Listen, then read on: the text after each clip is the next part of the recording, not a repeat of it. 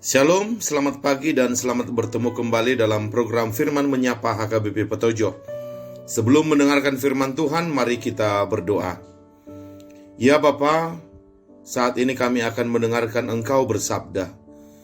Tolonglah kami dengan Roh Kudus-Mu, agar firman yang ditaburkan tidak jatuh di tanah yang gersang, melainkan jatuh di tanah yang subur, yaitu hati kami masing-masing. Biarlah kiranya firman-Mu ini dapat bertumbuh dan berbuah dalam kehidupan kami. Di dalam nama Yesus kami berdoa. Amin. Firman Tuhan bagi kita pada hari ini diambil dari kitab Daniel pasal 12 ayat yang ketiga. Demikian dikatakan, dan orang-orang bijaksana akan bercahaya seperti cahaya cakrawala, dan yang telah menuntun banyak orang kepada kebenaran seperti bintang-bintang, tetap untuk selama-lamanya. Demikianlah firman Tuhan. Yang berbahagia adalah orang yang mendengarkan firman Tuhan serta memeliharanya. Amin.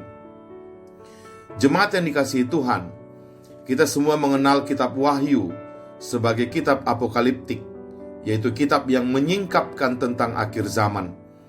Kita mengetahui bahwa kitab Wahyu itu ada di Perjanjian Baru. Tetapi Perjanjian Lama juga mempunyai kitab apokaliptik. Kitab itu dinamakan dengan kitab Daniel. Ya, kitab Daniel memiliki kemiripan dengan kitab Wahyu, sama-sama membuka atau menyingkap tentang akhir zaman.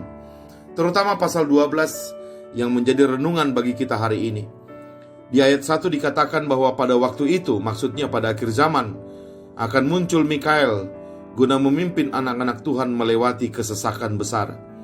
Kemudian di ayat 2 dikatakan bahwa orang-orang yang tidur, maksudnya yang mati, akan dibangunkan, maksudnya dibangkitkan, sebagian untuk mendapatkan hidup kekal, sementara yang lain untuk mendapatkan kengerian kekal. Maka tibalah ayat ketiga yang menjadi renungan bagi kita hari ini. Di situ dikatakan bahwa orang-orang bijaksana akan bercahaya seperti cahaya cakrawala. Siapakah orang-orang bijaksana yang dimaksud? Mereka adalah orang-orang yang semasa hidupnya telah menuntun banyak orang kepada kebenaran, seperti bintang-bintang. Sifat orang-orang bijaksana ini disebutkan tetap untuk selama-lamanya. Kepribadian mereka tetap, prinsip mereka tetap, tidak mudah digoyahkan, tidak berubah-ubah. Mereka setia pada kebenaran Tuhan, dan hidup mereka akhirnya menjadi pedoman bagi orang-orang di sekitarnya. Orang-orang inilah yang disebut orang bijaksana, yang akan bercahaya di akhir zaman kelak, dalam penglihatan Nabi Daniel. Maka apa pesan firman Tuhan ini bagi kita yang hidup di zaman sekarang? Saudara-saudara yang terkasih, firman Tuhan ini hendak mengingatkan kita tentang tugas kita menuntun orang kepada kebenaran. Ada banyak orang salah mengerti ajaran kekristenan. Mereka mengira bahwa tugas orang Kristen adalah sekedar berbuat baik kepada Tuhan dan berbuat baik kepada sesama. Cara mereka berbuat baik kepada Tuhan adalah dengan beribadah secara rutin, memberi persembahan secara rutin, ikut paduan suara, dan sebagainya.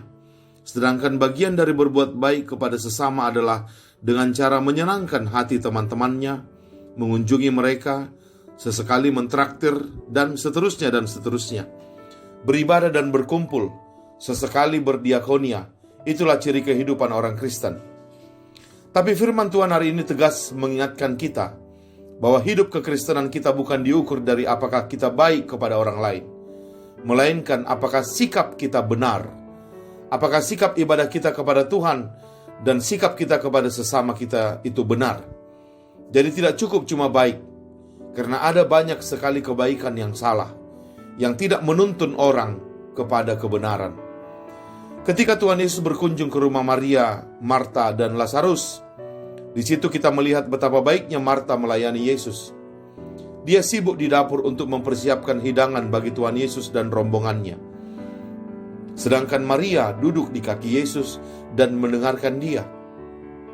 Jika kita sekedar berbicara soal baik saja, maka kita akan mengatakan bahwa Marta lah yang layak disebut sebagai orang baik. Tetapi di mata Yesus bukan kebaikan yang menjadi soal, namun kebenaranlah. Dan sikap yang benar di hadapan Tuhan Yesus adalah duduk diam dan mendengarkan dia. Itu yang utama. Maka disinilah kita diingatkan agar hidup kita tidak sekedar menyenangkan hati manusia dari sudut pandang manusia. Jika tujuan hidup kita hanya sekedar menyenangkan hati manusia, maka kita akan pasti kehilangan Tuhan. Kita hanya akan fokus melakukan kebaikan, tetapi tidak kebenaran. Ingat saudara-saudara, baik belum tentu benar, tetapi benar sudah pasti baik. Jika kita bersikap benar di hadapan Allah, maka itu sudah pasti baik. Rasul Paulus berkata di 1 Tesalonika 3 ayat 13, kiranya Dia menguatkan hatimu, supaya tak bercacat dan kudus di hadapan Allah dan Bapa kita pada waktu kedatangan Yesus Tuhan kita dengan semua orang kudusnya. Mari perhatikan kata kudus dan tak bercacat di hadapan Allah Bapa kita. Itulah tugas kita. Kita diminta untuk hidup kudus dan tak bercacat di hadapan Allah. Karena memang kita ini hidup di hadapan Allah. Bukan sekedar kudus dan tak bercacat di hadapan manusia. Kalau sekedar kudus dan tak bercacat di hadapan manusia, itu gampang. Kita tinggal memakai topeng, bersandiwara, pura-pura tersenyum, pura-pura kasih sumbangan. Tidak usah mengkritik orang. Iakan saja, walaupun dia salah. Yang penting hati semua orang senang kita buat. Itu sudah masuk kategori tak bercacat di hadapan manusia. Mirip gaya-gaya artis dan tokoh-tokoh agama zaman now yang terlihat suci sekali di hadapan orang banyak, tetapi menjijikkan di dalam kesehariannya. Inilah yang disebut sebagai orang-orang munafik, indah di luar tetapi kuburan di dalam, busuk dan menjijikkan. Tuhan tidak menginginkan umatnya menjadi orang-orang munafik. Tuhan menginginkan kita sehat. Tuhan menginginkan kita kudus dan tak bercacat di hadapannya. Tuhan ingin kita hidup benar dan baik. Seperti perkataan Yesus di Matius 10 ayat 16. Lihat, aku mengutus kamu seperti domba ke tengah-tengah serigala. Sebab itu hendaklah kamu cerdik seperti ular dan tulus seperti merpati. Perhatikan kata tulus dan cerdik. Tidak cukup hanya tulus. Itu baik tetapi tidak benar. Kita harus tulus tetapi sekaligus juga cerdik. Cerdik tetapi sekaligus juga tulus. Itu baru baik yang benar. Baik yang menuntun orang kepada kebenaran. Tuhan tidak mau kebaikan kita justru kebaikan yang menyesatkan orang. Ada banyak orang tua yang baik kepada anak-anaknya, tetapi kebaikan itu sedikit pun tidak menuntun anak-anaknya kepada kebenaran. Sebaliknya, kebaikannya itu justru menyesatkan iman anak-anaknya. Ada banyak teman yang berbuat baik kepada teman kelompoknya, tetapi kebaikannya itu sama sekali tidak menuntun temannya itu kepada kebenaran. Dia justru ikut menjerumuskan temannya kepada kehancuran. Sudah salah tetap dibela. Akhirnya yang menanggung akibatnya adalah keluarga temannya itu sendiri. Mereka malu dan tidak berani lagi memandang dunia. Disinilah banyak orang salah memahami kata setia kawan. Sahabat yang baik harusnya sahabat yang benar, bukan hanya menghibur, tetapi juga menegur. Dan begitu juga ada banyak orang Kristen, tetapi cara hidupnya tidak menuntun orang kepada kebenaran. Di mana-mana yang dia lakukan selalu kompromi, cari aman, tidak pernah menunjukkan nilai-nilai kebajikan seperti kejujuran, kesetiaan, dan kualitas. Akibatnya, alih-alih mengajak orang memuliakan Allah, hidup orang Kristen malah membuat orang meninggalkan Allah.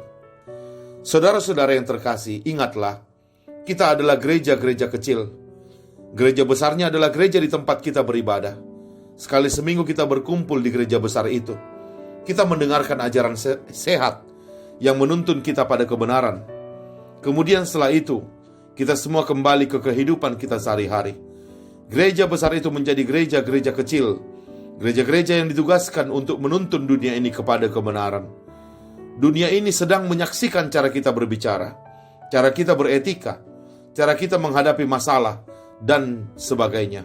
Dengan harapan mereka akan mengenal kebenaran itu melalui hidup kita.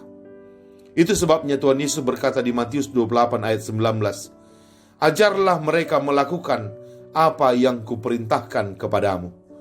Bukan jadikanlah mereka Kristen. Tugas kita bukan menjadikan orang beragama Kristen, karena itu tugas Roh Kudus. Roh Kuduslah yang mentobatkan hati seseorang. Tugas kita hanya mengajarkan orang melakukan apa yang Yesus ajarkan. Dan itu terutama melalui cara hidup kita. Dengan cara itulah kita menuntun dunia ini kepada kebenaran. Dan kitalah yang disebut kelak sebagai orang-orang bijaksana yang akan bercahaya di akhir zaman. Kiranya Tuhan menyertai kita untuk melakukan tugas mulia tersebut. Amin. Mari kita berdoa. Terima kasih ya Tuhan untuk firman hari ini, yang mengingatkan kami bagaimana kami sebagai orang Kristen bertugas untuk menuntun dunia ini menuju kebenaran. Kami bertugas untuk menuntun keluarga kami kepada kebenaran. Kami bertugas untuk menuntun teman-teman kami kepada kebenaran. Bahkan kami bertugas untuk membawa dunia ini kepada kebenaran. Bukan sekedar melakukan kebaikan, apalagi kebaikan yang menyesatkan. Tolonglah Tuhan agar hati kami berani untuk menunjukkan kebenaran. Biarlah kami menyenangkan hati Tuhan, tidak sekedar menyenangkan hati dunia ini. Tuhan, itu adalah tugas yang sangat berat untuk kami lakukan, karena lebih gampang menyenangkan dunia ini daripada menyenangkan Tuhan. Tetapi biarlah dengan pertolongan Tuhan, kami tetap ingat bahwa hidup kami adalah hidup di hadapan Tuhan, bukan hidup di hadapan manusia.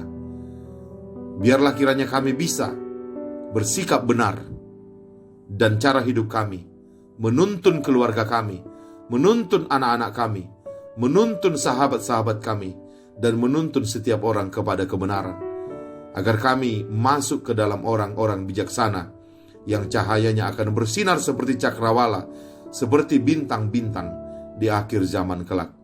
Dalam nama Yesus Kristus kami berdoa. Amin. Selamat beraktivitas. Tuhan Yesus memberkati. Shalom.